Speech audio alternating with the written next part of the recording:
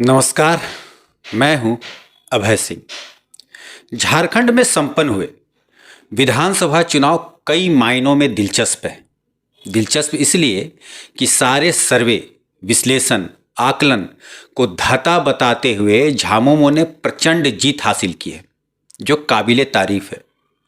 जीती झामुमो है। मीडिया इसका क्रेडिट जयराम महतो को दे रही है। जेएलकेएम ने कई जगहों पर वोटों में सेंधमारी कर बीजेपी को नुकसान किया है। ये बात 50% सही है और 50% गलत, क्योंकि जयराम की पार्टी ने जो वोट काटा है वो आजसू का काटा है, भाजपा का नहीं। हाँ, इससे एनडीए गठबंधन को नुकसान हुआ है, इसमें कोई दो राय नहीं है। इस बात से भी इनकार नहीं किया जा सकता है कि जेएलकेएम पार्टी ने कुर्मी वोटरों की पार्टी आजसू को रिप्लेस कर दिया है और जयराम महतो कुर्मी वोटरों के सर्वमान्य नेता बनकर उभरे हैं। आजसू जैसे तैसे 9 सीटों में एकमात्र मांडू की सीट बचाने में सफल रही। आजसू हो या जयराम महतो, ये दोनों ही जाति की राजनीति पर निर्भर है और झारखंड में 81 सीटों की बात करें तो उनमें से 10 से 12 सीटों पर ही इनका जोर रहता है। वैसे भी कुर्मी वोट कभी भी भाजपा की परंपरागत वोट बैंक नहीं रही है। आजसू की जब बोलबाला थी, सितारा बुलंद था, तो उस वक्त भी आजसू 5 या 6 सीटों से ज्यादा कभी नहीं जीत पाई थी। जेएलकेएम की भी कमोबेश यही स्थिति रहेगी, क्योंकि जयराम महतो का भी विजन कोई बड़ा नहीं दिखता है और अगर उन्होंने अपनी नीति, सिद्धांत में बदलाव नहीं किया तो बहुत ही अच्छे सिनेरियो में भी वे 4 या 5 सीट से आगे नहीं बढ़ पाएंगे। जयराम की पार्टी नहीं है, इसका ग्राफ बड़ा है, लेकिन इतना धूम धड़ाका के बाद भी मात्र 1 सीट पर जीतना मेरी नज़र में सफलता नहीं बल्कि भारी विफलता है। इस बार कम से कम जेएलकेएम को 4 सीट तो जीतनी ही चाहिए थी।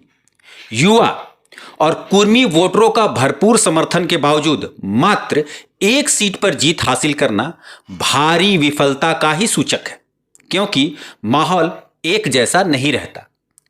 खुशी और जश्न का दौर खत्म हो गया है। जयराम महतो को बैठकर इंट्रोस्पेक्ट करना होगा कि क्या वजह रही कि डुमरी को छोड़ वे खुद बेरमो से भी हार गए। साथ ही उनके सारे उम्मीदवारों की भी लूटियां डूब गई।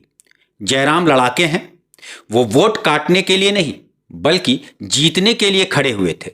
फिर पार्टी की ऐसी दुर्दशा क्यों हुई, इस पर मंथन करना होगा।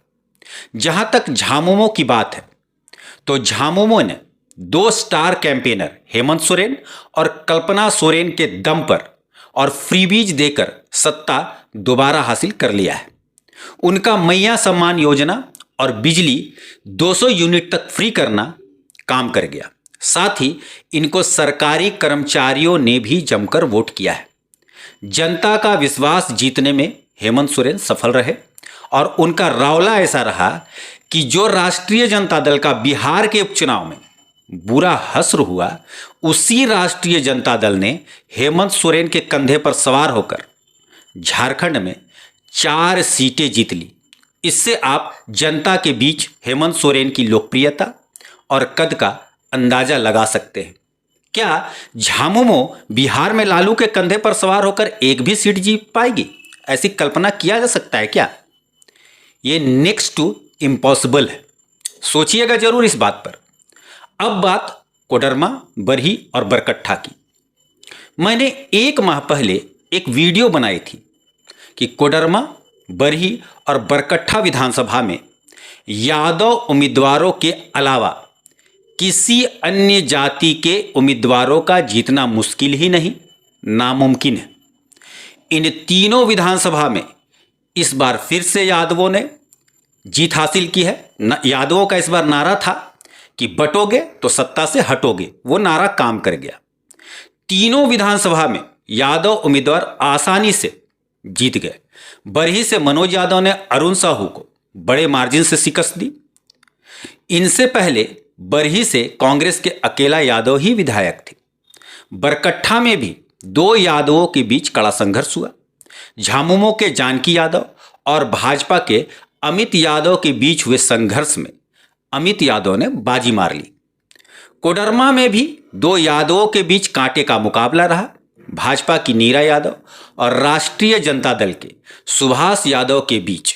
हालांकि निर्दलीय शालिनी गुप्ता ने दोनों यादवों के बीच खुद को स्थापित करने का प्रयास किया, लेकिन अंततः भाजपा की नीरा यादव ने जीत दर्ज कर ली और फिर से कोडरमा, बरकट्ठा और बरही, जिसे यादवों का गढ़ कहा जाता है, उस पर यादव उम्मीदवारों का ही कब्जा रहा। आज के लिए इतना ही। धन्यवाद।